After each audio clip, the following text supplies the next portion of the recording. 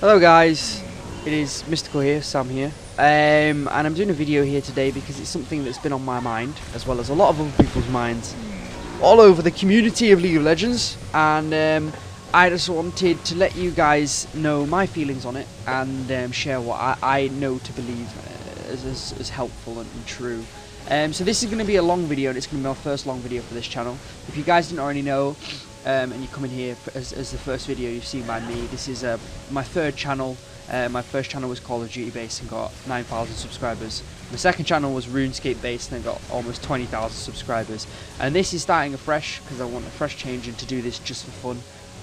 So I'm not partnered and stuff, and I'm doing this just for fun, just to make videos in my own time when I'm not at work. So I'm trying something different with the webcam. I don't think I've seen many commentators do this kind of thing, but this is just a 1450 rated game that I was playing in ranked, something I've grabbed to be able to talk over the top of, whilst discussing a matter close to what I used to believe is true, and something I've had to adapt to myself, and I see a lot of other people talking about. So this is something that I'm going to talk about to try and help you guys out. Now, it might be a long video, and I don't know if some of you like this kind of thing, but I hope you can enjoy and recognise. Okay, so the discussion is about Elo.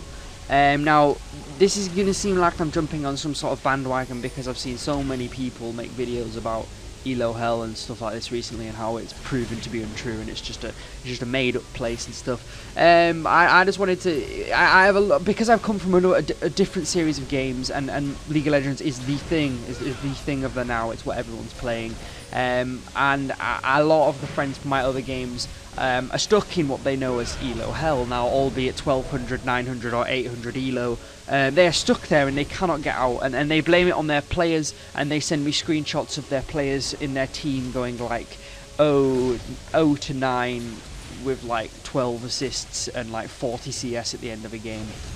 And they're saying that they know that it's been almost proved that Elo Hell is a made-up thing, and it's non-existent, and you have to carry yourself out of your own Elo if you want to improve. Now, I've sort of suffered the same thing. So as much as everyone can say it's not true, I can say myself that I've been to 700 Elo. When I first hit 30, I jumped straight into ranked queues because I didn't know anything about the meta. I never watched any sort of streams or anything at all to do with League of Legends. I just thought, shit, I'm 30, jumping into ranked, and I did what a lot of other players do. I got stomped and lost the first 15 games, and I was at 700 Elo before I knew it, and I was like, what do I do here? I'm in Elo Hell. Oh my fucking god, my team's a pile of shit. What do I do?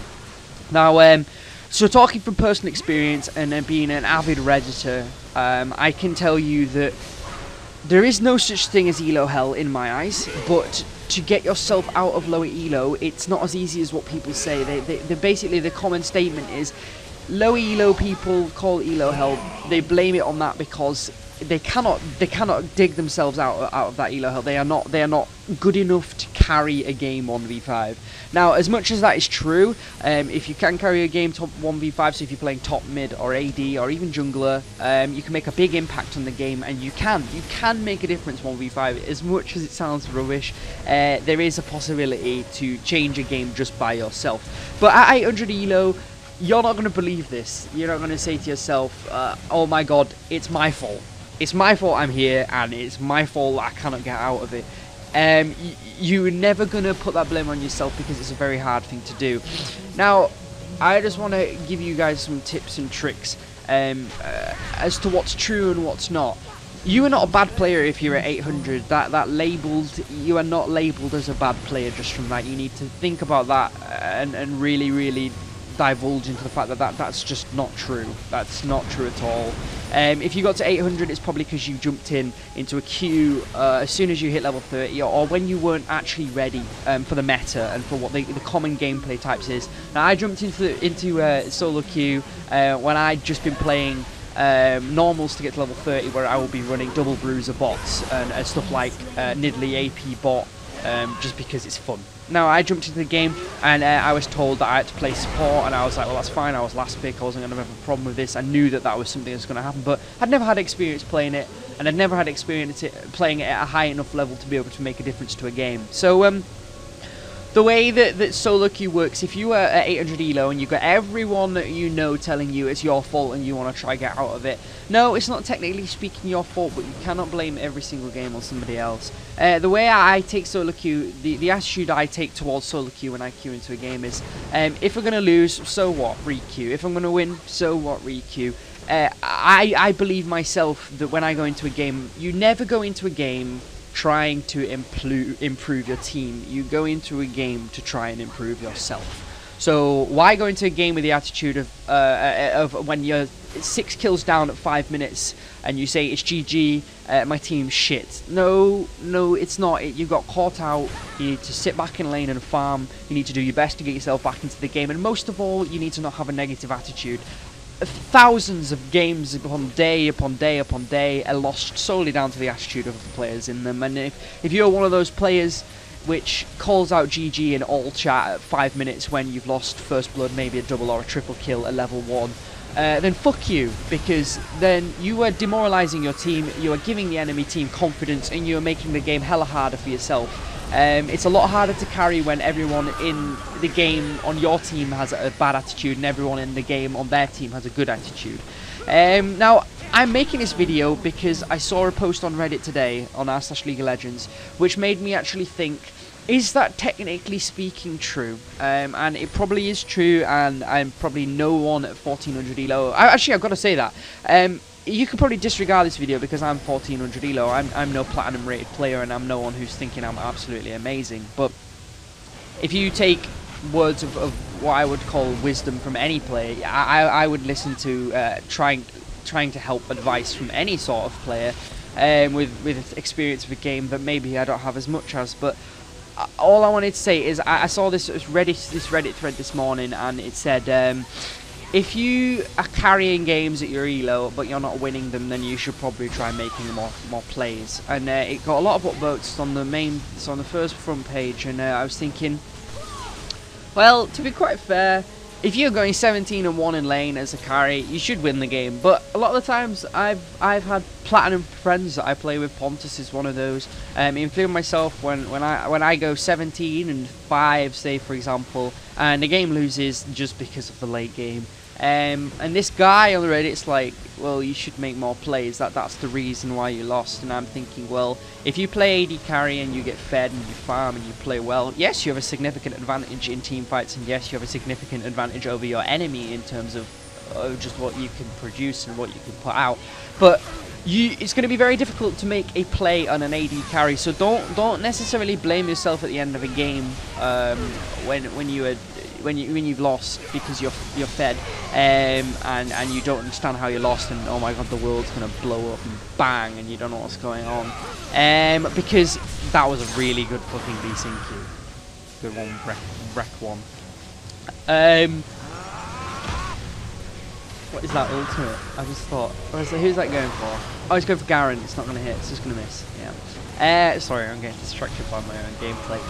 The problem is, if you're an AD carry, making plays is possible, but it's much harder to make plays on an AD carry than it is on a top lane or a jungler, because, or even a mid really, because to make a play on an AD carry, you need to be in the correct position, you need to be attacking the correct player, you need to be not taking as much damage from the enemy team, and more importantly, to make big plays, not necessarily plays, but big plays on a carry, you need to be protected, and you need to have a front line, and you cannot do that by yourself. You cannot go into a fight and say, oh my god, Karthus is in pushing his lane, we can catch him off guard, I can dive in because I'm fed and we should be able to kill him, because not always that will happen. You'll get jumped by, say, a Malphite on their team and things can turn upside down and you can actually end up throwing games by doing this. Now what I don't want to say to that guy on Reddit is, yes, technically speaking, you are true. If you make the plays in solo queue, you are going to help your team a lot more, and you are going to be the resulting factor of winning the game. But not all champions are able to do that. You cannot say on an Ezreal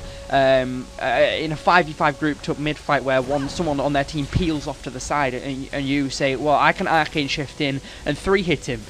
Because you will die. You will immediately die, because regardless of how overfarmed and overfed you are, 5 players versus 1 on you as a frontline, you're going to die as an AD carry. So if you're talking about making plays and just making generally good decisions, then yes, but making things actually happen on an AD carry is much harder, say, as a Fed Shyvana jungle. If you're a Fed Shyvana jungle, then that statement you put out is totally true. You can be the front line, you can protect your AD carry, you can engage on fights, you can disengage on fights, you can do things for your team a lot easier than an AD carry can.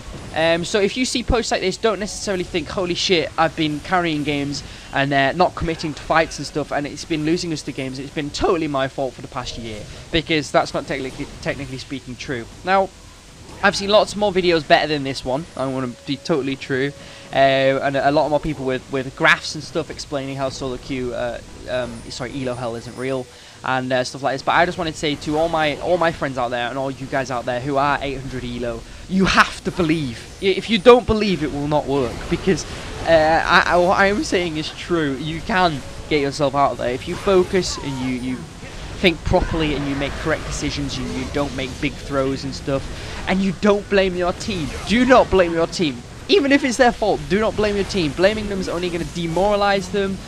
It's really not going to help you out whatsoever. So please, please, do not blame your team. It's not going to work. It's not going to do any favors for you at all, and all it's going to do is depress you, because yes, you're losing. Look at me there.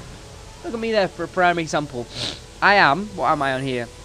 I am 2 kills and was 2 deaths with 128 CS, and then their Corky is 4-0 with 122 CS. I'm losing my lane because Corky's either roaming and getting kills or just playing well on bottom. I haven't specifically been watching, and I'm not going all emo in chat. I'm doing my best to, keep calm, get control, keep farming, get the core items in my build, and not make mistakes. Now, I just went for a dragon with Soraka when I knew that their team was doing it.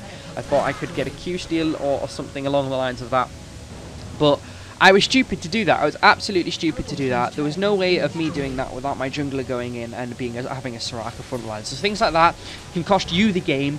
And the most important thing is in solo queues, you need to analyze that. You need to say to yourself, what am I doing wrong, and how can I improve it? Now, there's a great way of doing this. If you don't already have LoL replay like I have here, download yourself it and think to yourself, maybe set yourself aside in a week 2 or 3 games which you can go back over, lock to your character, and watch what you are doing in relation to your other players. Now, there's a great way to actually improve yourself is watching streams. Now, this isn't going to directly improve you as a player, but you're gonna note other players' decisions, and you're gonna think, shit, he committed because he was only a level higher, not because he had more gold, and he knew that being a level higher, he was going to win this fight. Things like that I never knew until I started watching streams. A level 6 Ezreal in lane is going to beat a level 5 Corky in lane with the exact same items, depending on where the spots are and depending on what HP you engage from. But generally speaking, that's going to be true, and if you can make a play at that, if you can work on that and make something happen, you're most likely to win a fight, and it's gonna be the edge or the decisive in a game sometimes. So you need to make decisions like that.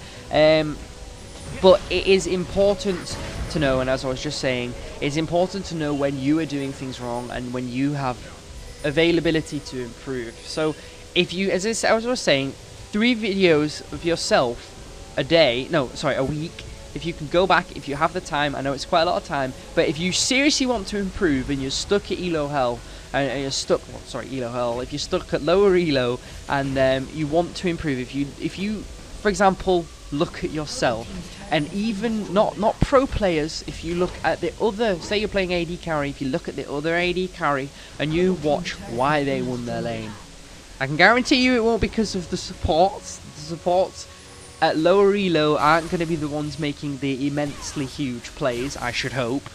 Gems, Taric, 13-0 Taric with a death by graph. It is possible. 44 kills Taric GG, it definitely is possible, but the chances of it happening, it is very remote. So if you look at yourself and look at the person in your lane, and you lost, and you want to know why you lost, go back over it.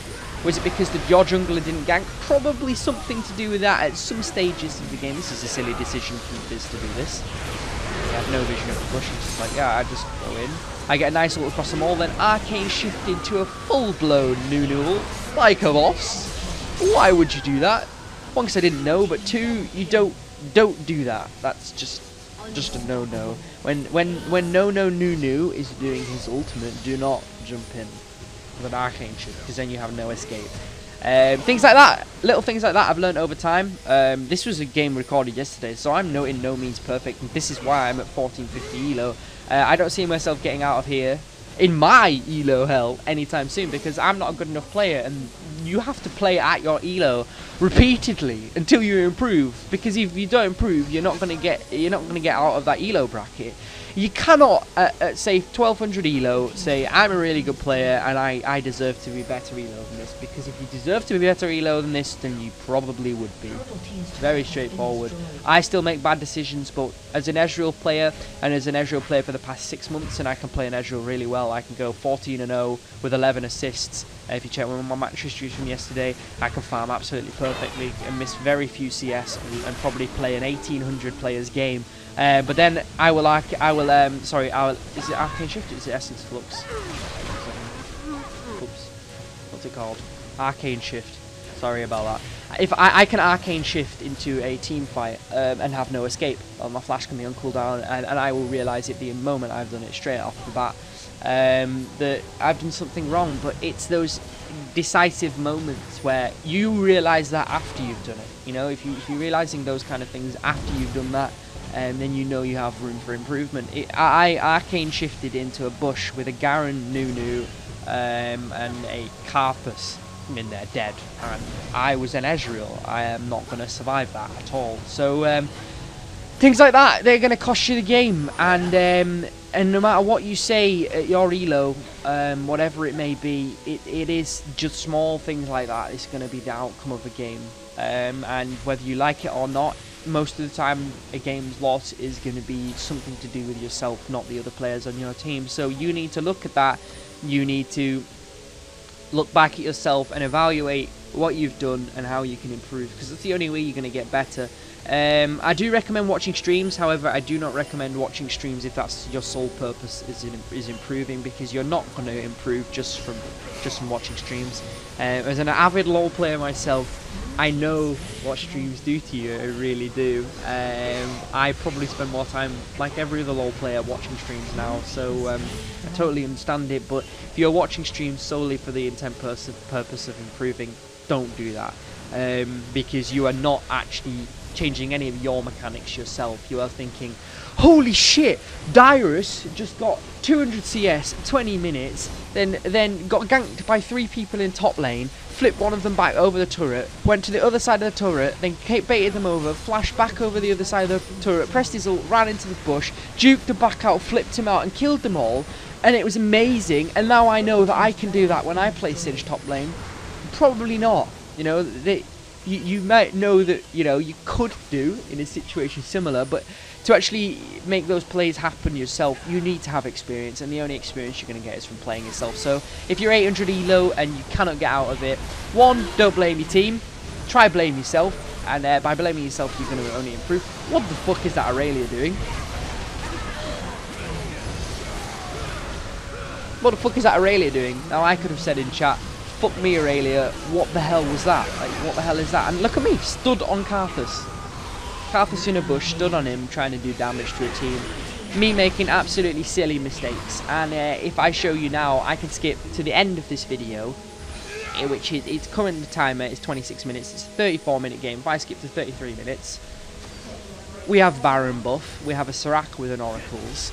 I'm 9-7. Their Corki is 8-2. So their Corki beat me in lane, got more kills than me, probably farm better. No, we're equal on farm almost all the way through the game. But the decision making on their team cost us the game, not because we were ahead, because we were probably behind, if I'm quite honest. If you can see here, Shyvana did an immensely good job of blocking off Corki from that fight. Corki could have done a lot more damage to us, and it would have probably cost a lot of the game. But if you see here,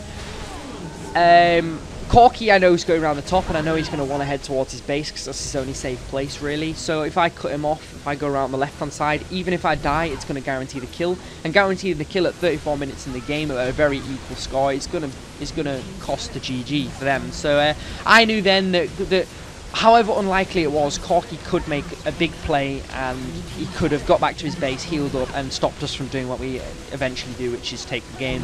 Now, all I'm trying to say in this video, it might have dragged out a lot and I might have repeated myself over and over again, but if you are at a lower elo and you're trying to improve, try to improve yourself and not your team. Don't say, fuck me, my team shit, it's GG. Say, how can I improve the situation? How can I make this better for myself? And how can I make this better for my team?